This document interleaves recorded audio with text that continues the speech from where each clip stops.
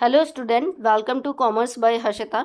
चलिए आज हम 1 मिनट वाली सीरीज़ में समझते हैं कि नेफ्ट क्या होता है। ठीक है, नेफ्ट के फुल फॉर्म की बात करें तो ये आपका नेशनल इलेक्ट्रॉनिक फ़ंड ट्रांसफ़र होता है।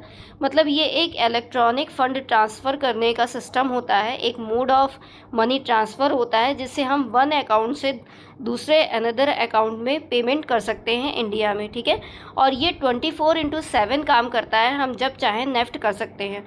और दूसरा बेनिफिट इसका ये है कि इसमें हम ऑफलाइन और ऑनलाइन दोनों मोड का यूज़ कर सकते हैं पेमेंट करने के लिए। ठीक है, और इसमें जो ट्रांसफ़र्स हैं वो बैचेस के फॉर्म में किए जाते हैं। ठीक है, चलिए अब इसको डिटेल में समझते हैं। तो इसका फुल फॉर्म हो गया national electronic fund transfer. It is a mode of money transfer that enables 1-to-1 payments with in India. NEFT is owned, operated and developed by the RBI. तो ये हमारी सेंट्रल बैंक के द्वारा owned या operate किया जाता है, जो कि हमारी आरबीआई है। Best for routine schedule payments, तो ये रूटीन या शेड्यूल पेमेंट्स के लिए बेस्ट होता है। और ये 24/7 ऑपरेट किया जाता है, 365 डेज़ में हमारे ऑपरेट किया जाता है। ठीक है, transactions are processed in batches settling within a few hours. तो ये बैचेस के फॉर्म में ट्रांजेक्शन्स प्रोसेस करता है, फ्यू आवर्स में सेटिंग होती है। ठीक है, नो एनी अपर और lower limit for fund transfer.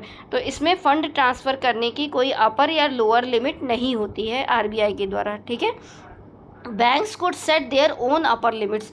Bank अपने हिसाब से इसमें अपर लिमिट सेट करती हैं डेली ट्रांजेक्शन्स लिमिट्स के अकॉर्डिंग। ठीक है, और दूसरा बेनिफिट इसका क्या है कि इसमें कोई चार्जेस नहीं लगते नेफ्ट ट्रांजैक्शन करने के।